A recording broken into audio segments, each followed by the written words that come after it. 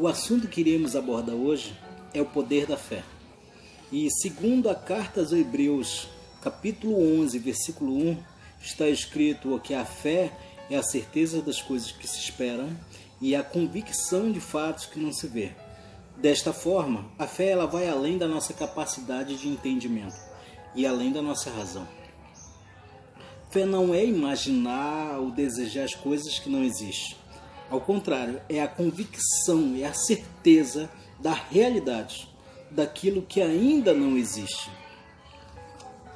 Eu posso dizer que a fé ela é uma cena imaginária ou uma imagem, um quadro imaginário de um momento em que você deseja viver e traz para a tua mente como se já estivesse vivendo neste exato momento.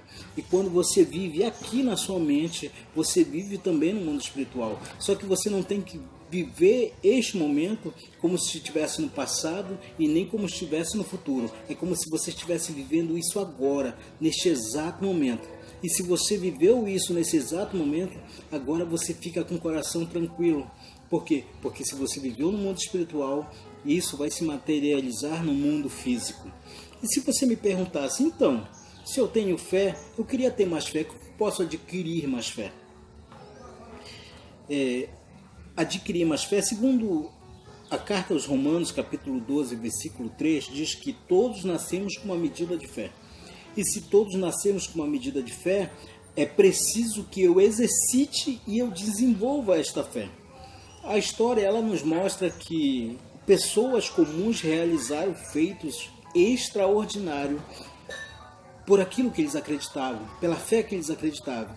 Por exemplo, Nelson Mandela, que lutou contra o apartheid. Ele tinha a fé e ele via o resultado daquilo que ele almejava. Martin Luther King, que lutou contra a desigualdade social.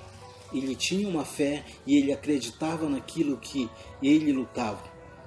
E o resultado foi a realização do desejo da fé de cada um daqueles homens. Existem 3 métodos que você pode usar para desenvolver sua fé. E eu quero compartilhar com você agora. O primeiro método é que você tem que ter uma mente gerenciada. Porque todos os dias você é bombardeado com pensamentos tóxicos e negativos através do que você vê, do que você ouve, do que você lê, do que você assiste e tudo isso se torna uma matéria-prima para a mente construir ideias e pensamentos. Leia Provérbios, capítulo 4, versículo 23. Outro método que você pode usar para desenvolver a sua fé é tendo palavras gerenciadas. Porque tudo que eu falo tem impacto não somente na minha vida, mas na vida de outras pessoas. E não só no meu presente, como também no meu futuro. Tanto que Deus criou o universo pelo poder da palavra que proferiu. E nós criamos o nosso mundo pelo poder da palavra que proferimos, porque somos imagem e semelhança de Deus. A fé, ela opera quando falamos. Não fale tudo que vem à sua mente, à sua cabeça. Analise antes de falar. Perceba se é bom ou ruim. Perceba se é positivo ou negativo. E perceba se traz vida ou morte. Leia Provérbios capítulo 29, versículo 20. E outro método que é tão poderoso quanto o momento é o poder da gratidão. Porque a gratidão ela tem que ser um estilo de vida que deve ser intencionalmente implantada na vida de cada ser humano. Porque quando nós reclamamos, nós permanecemos dando volta ao redor do mesmo problema. E quando rompemos com esse ciclo de reclamação, que é difícil, porque a mente ela vicia neste ato, tudo que você reclama tende a piorar. E tudo que você foca aumenta. Quer ver um exemplo? Se você foca em doenças, você se torna mais doente. Se você foca em perseguições, você se sente mais perseguido. Mas se você começa a focar em saúde, você se sente mais curado. E se você foca no milagre, você já é o milagre. Então, se você for grato, você é mais feliz, você é mais positivo, você é mais realizado. Porque a pessoa que usa o poder da gratidão, ela vive esse sobrenatural de Deus na sua vida. E existe 3 tipos de fé. A primeira fé que existe é a fé natural. É aquela fé que quando você nasce, tudo que você acredita é uma fé. Tudo que você acreditar, eu acredito que vai ter um novo dia. Isso é fé. Você já nasce com isso, porque todos nascemos com uma medida de fé. E existe a fé sobrenatural. A fé sobrenatural ela é aquela fé em que as pessoas que têm uma espiritualidade, que buscam uma espiritualidade, ela tem essa fé sobrenatural. Mas existe uma terceira fé que ela é muito mais poderosa, de que é a fé natural e a fé sobrenatural. É a fé que vem do Espírito Santo, que é o dom da fé.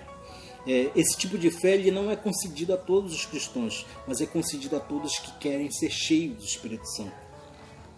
Porque ele é um dom do Espírito Santo. E é por meio desse dom que os servos do Senhor, eles ressuscitam mortos e eles fazem grandes sinais e maravilhas, curas, quebra de maldição, libertação.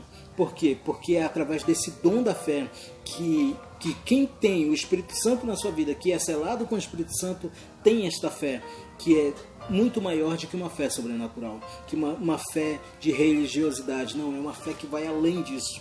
É uma fé que é um estilo de vida.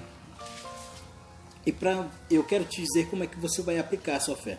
A fé ela se aplica de 3 modos, que é crendo, falando e agradecendo.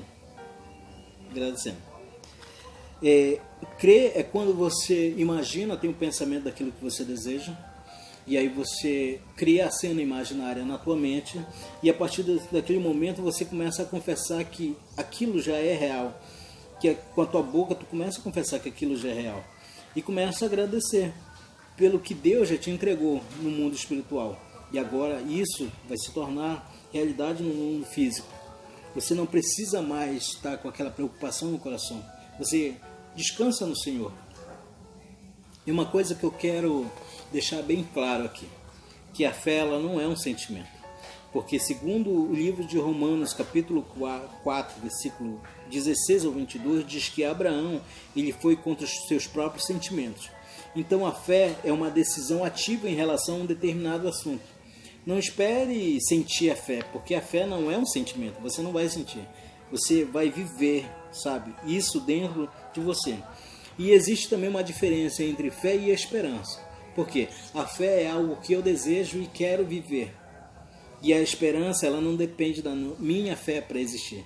Quer ver um exemplo? Por exemplo, a volta de Jesus Cristo. A volta de Jesus Cristo ela não depende da minha fé para Jesus voltar. Jesus vai voltar e ele vem buscar a sua igreja. Então, é a esperança, porque é algo que vai acontecer no futuro e não depende da minha fé. Ela não é para o meu hoje, ela é para o meu futuro. A esperança é para o meu futuro, mas a fé é para algo que eu tenho que viver hoje. Por outro lado, aquilo que depende da fé somente acontecerá se for exercitado. Jesus ele não disse assim no livro do Evangelho de Marcos, capítulo 11, 14, ele não disse para você, crede que receberás. Não. Nem disse, espere receber. Ele disse assim, crede que recebeste. Percebe que o recebeste, esse verbo está no passado. Então a promessa já é uma realidade. Não é algo que se espera. Já aconteceu. Agora existe um inimigo da fé. O grande inimigo da fé se chama dúvida e medo, que são sentimentos que anulam a fé. O medo já está na natureza do homem, já é da natureza humana. O medo ele é uma porta para o diabo, tanto que no livro de Jó, Jó declara que aquilo que ele temia aconteceu. Você pode ver isso lá no livro de Jó, capítulo 3, versículo 25. O medo é uma fé negativa, é a resposta de um coração que não crê. É a incredulidade. Está escrito no livro de Tiago, capítulo 1, versículo 16, que diz: quem tem dúvida é como as ondas do mar, que o vento vem, leva de um lado para o outro. Quer dizer, não tem uma sustentabilidade. Ele não é fixo, ele não tem, solidez. Por quê? Porque ele oscila naquilo que ele acredita. O medo ele transforma o que é santo em profano, ele afunda a fé e ele é um alimento e um alicerce para a mentira. E Deus ele não nos deu um espírito de covardia, Ele nos deu um espírito de ousadia. Quero deixar aqui para vocês 2 textos bíblicos relacionados à fé. Hebreus capítulo 11, versículo 6 diz assim: Ora, sem fé é impossível agradar-lhe, porque é necessário que aquele que se aproxima de Deus creia que Ele existe e que Ele é galardoador do que os buscam. Agora, o outro versículo que eu queria que você lesse é o capítulo 1 de Hebreus.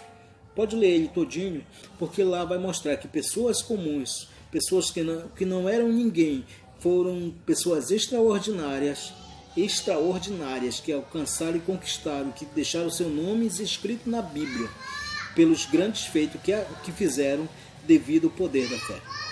Se você gostou desta mensagem, isso contribuiu para o teu amadurecimento, para a tua evolução, para o teu conhecimento, compartilha, te inscreve no canal, porque virão novos vídeos, porque nós estamos com uma série do discipulado, que são 20 temas, e você vai ser notificado, você vai receber uma notificação de que está chegando aí um novo vídeo.